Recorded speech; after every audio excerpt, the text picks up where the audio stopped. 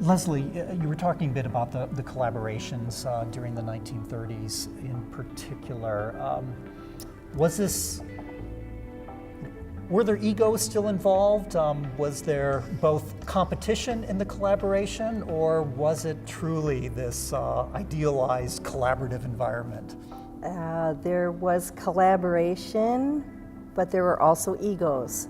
Eero had a good-sized ego, and a lot of times he would come in, there's written documentation that he would say, do this, and then he would go off, and the other people would do the work, and then he would come back and he would make a decision on something.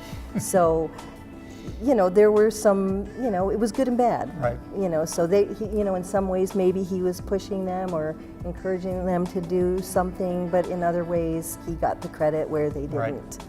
Right. For the work they did. I'm reminded of some of the stories that we've often heard about these collaborations that Eero and Charles Eames would do with their furniture. And so on the one hand, they were these very good-natured, we're working together, we're creating this furniture for organic design or whatever. And then, I've been told though that as they kind of separated and grew a little older, that Eero would instruct his staff that anytime Charles Eames entered into the studio, all the furniture was to be covered. He was the visionary, Right. and was surrounded by a great team of people that could help him realize these visions.